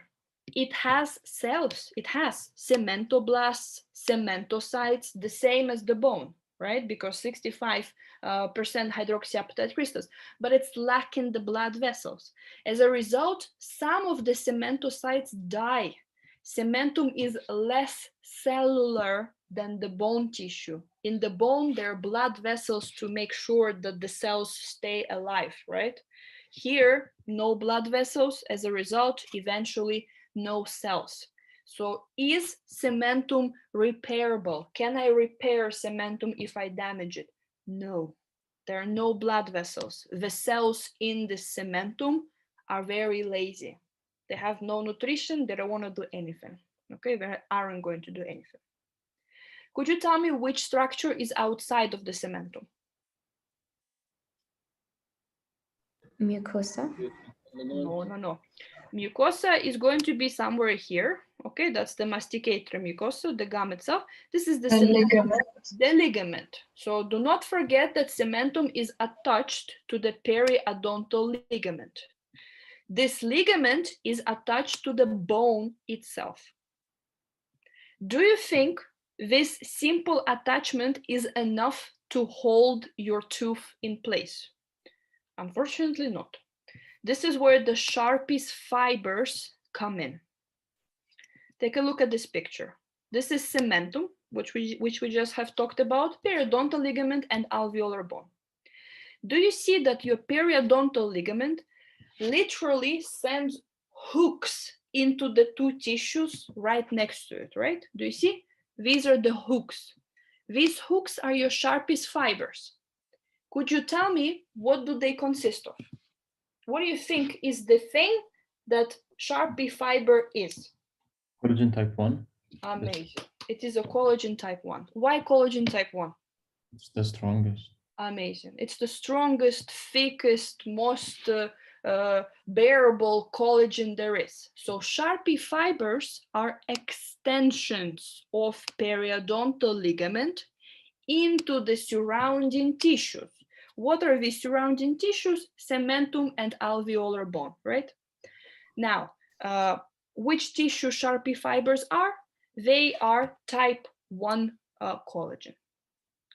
What is their purpose? To make sure that the tooth stays inside the socket, that you don't bite an apple and all of the teeth stay on the apple, okay? So that they stay inside of your alveolar bone, they have some kind of strength there. Have you removed teeth? Okay, I have removed 2 wisdom teeth in Russia, where there is just local anesthesia. There's no surgery, there's local anesthesia, and they take out your tooth. Theirs was 120 kilograms male, literally hanging on my tooth, and my tooth wouldn't come out. Okay, I had to rip my mouth here because it's literally the roots are very deep, and these stupid, well, they're not stupid, but they're very useful Sharpie's fibers are not letting go. You keep putting pressure to the tooth to make sure that it pops out of the bone, but the Sharpie's fibers are holding on. Okay, the type 1 collagen is no joke. It's in your bone, it's in your skin, it's definitely holding on. So this is why in normal countries, wisdom tooth removal is a surgery. You have to be fully anesthetized to make sure that they can do whatever they can do. Okay, in Russia, no, just local lidocaine into the jaw right here, and they start removing the teeth like crazy. So yeah. Okay, guys, last thing for today, unfortunately, the most difficult. I have to do it today because I want to ask you about it next class. So I cannot leave it right now. Okay, we have to talk about dentin. We have said that this is the crown, this is the root. The most outer part of the crown, enamel, we have talked about it. The most outer part of the root is cementum, we have talked about it. Now we're talking about dentin. Dentin is 70% hydroxyapatite crystal. So it is definitely harder than cementum because cementum was 65, but it is still softer and weaker than the enamel because it is 70%. Dentin is secreted by very special cells which are called odontoblasts. And odontoblasts do not come from ectoderm, they do not come from endoderm, they do not come from mesoderm. Where do you think they would come from? What is left? Notochord. No, notochord is a very special structure just for the axial skeleton. No, but there is a 4th germ layer. Neural crest cells. Okay, neural crest cells. It's a very important type of cell that has given rise to many structures, one of which is odontoblast. Odontoblasts, I repeat, come from neural crest cells. Dentin, unlike any other tissue, is produced constantly. Can you repair enamel? Nope. Can you repair cementum? Nope. Can you repair dentin? Yeah. Constantly, it is being repaired. Dentin consists of 3 components. There is a dental matrix itself, which is your 70% hydroxyapatite crystals, right? There is the dental tubules, and there is the odontoblast with the odontoblastic process. So now we start the most difficult part. Okay, so you do not have this picture. I have edited for you to make sure that you understand it because it was much very, very difficult to talk about it. Okay, so before we start here, let's go back to this picture. So we have said that amyloblasts have started here, am I right? They have started at this junction. And where are they moving? They're moving towards the surface. They're moving backwards. And as they're moving towards the surface, they keep secreting the enamel this way. So do you remember this? Odontoblasts are going to start right under amyloblasts, right under it. Where odontoblasts are going to be moving? Up or down? Down. Down, but be a medical professional and say, what are they moving towards? Trunk. Dental pulp. Pulp, very good. Odontoblasts are constantly moving towards the dental pulp. So in your adult tooth right now, where are the odontoblasts? Are they at the junction between enamel and dentine, or are they on the surface of the dental pulp? Surface of the dental. On the surface of the dental pulp. So keep that in mind. We go back to this picture. What do we have here? Here I have my top cell. The top cell is the amyloblast. It makes enamel. Which way should it go? It should go to the surface, to my free surface. At the bottom of it, I have odontoblast. Which way should it go? It should go downwards towards the dental pulp. So let's draw it a little bit, right? So we have said that here I have my, okay, let's draw this. This one is my amyloblast. Let's draw 3 of them, it's enough, right? Could you tell me the matrix which is under them?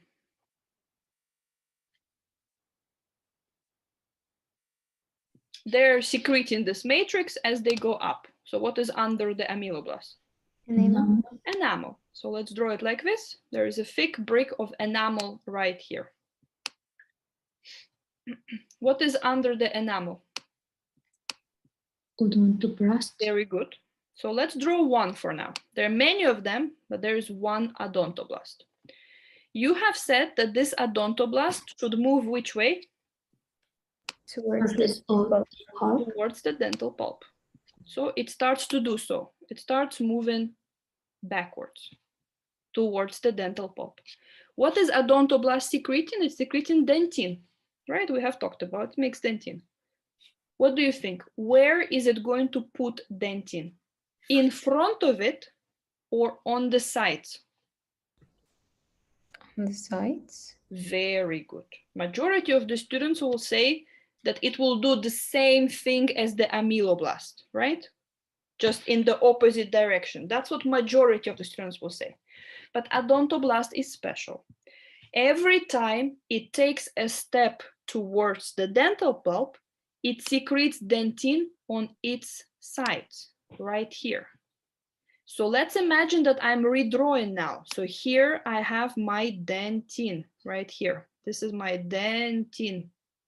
Let's imagine that this odontoblast is now already here, right? It's moving towards the dental pulp. What is on the side of it? Dentine that it has just made. What is on the other side of it? Dentine. Dentine as well. What is in front of it? What is here? Cementum. No. Cementum is outside of the dentine. Enamel. Enamel is in front of it. It's here. It finishes here. So And what is in Blood front? vessels or Sorry? blood vessels? Blood vessels are in the pulp right here. last. Dentine. Somebody said dentine. Dentine is on the side. So this is Also dentine. odontoblast. This is side? dentine. This is odontoblast. What is here? Odontoblast. Like the This root. is odontoblast. What is here? Empty space. Nothing. Empty space. Thank you, Matthew. Empty space. In front of the odontoblast, there is nothing. There is nothing because it's not putting anything there, right? Let me show it on myself. If I want to deposit something, right? I'm odontoblast. What do? I take a step back, and where do I put dentine? On the side, on the side. But what is in front of me? There is nothing. I take a step back, dentin, dentin. In front of me, there is nothing. Is it understandable? So every time odontoblast moves closer to the dental pulp, like for example, here it is right now, where does it put dentin? On its sides only. But in front of it, there is an empty space. Could you maybe tell me how do we call this empty space? What do you think? What does dentin consist of? It has 3 components. What is the empty space? Tubules. Tubule. The empty space in front of the odontoblast is the dental tubule. How is it visible on our slides? Well, take a look. Do you see? There are lots of lines in dentin. Lots of lines. What are these lines? Dentin. Nope, they're dental tubule. The yellow color is the dentin. The black line is the tubule. Is it understandable? What is the only thing which is left for us? Odontoblastic process. Where are you going to put the process? In the root. Sorry? In the root. But in the root, there are only blood vessels and nerves. That's it. The tubules. In the tubule. Odontoblast does not want to keep the dental tubule empty. So what does it do? It literally has a process, its foot, that is going to be occupying this particular dental tubule. So let's do it again. I want to show something and you tell me what am I showing. Who am I if I put a matrix in front of myself? Odontoblast. Nope. Ameloblast. Ameloblast. This is ameloblast. It drops the enamel in front of itself and moves backward. In front and moves backwards. As a result, ameloblasts are only on the surface of the tooth. Am I right? Who am I if I drop the matrix on the sides? Odontoblast. I retreat closer to the dental pulp. Every time I go backwards, I put my dental matrix where? Side. On the sides. So what is in front of me now? The dental Tubule. The dental tubule, which is an empty space. What is in the dental tubule? Process. The process, my foot. I don't want to keep that space empty, so I just put an extension of myself into that tubule. What do you think is the purpose of this foot process? Because take a look, it's long, it's occupying majority of the dental tubule. Why is it important that the process of odontoblast is there? So that we constantly renewing. Very good. The keyword renewal, to repair. Let's imagine this dentin is broken down, something happened to it. I don't need the entire odontoblast to go back into the tubule and do again dentin. No. Food process is here. This food process is going to secrete dentin, repair this area. That's it. Okay, so odontoblastic process is very important because of that. Okay, guys, little bit left, I promise you. I'm sorry, because you remember last class we didn't have like almost 20 minutes. So here they are. So basically, a very important question. How much calcium phosphate was enamel? 98%. 98. Dentin was 70. Do you think ameloblast and odontoblast secrete it directly? Or is there a process happening? What do you think?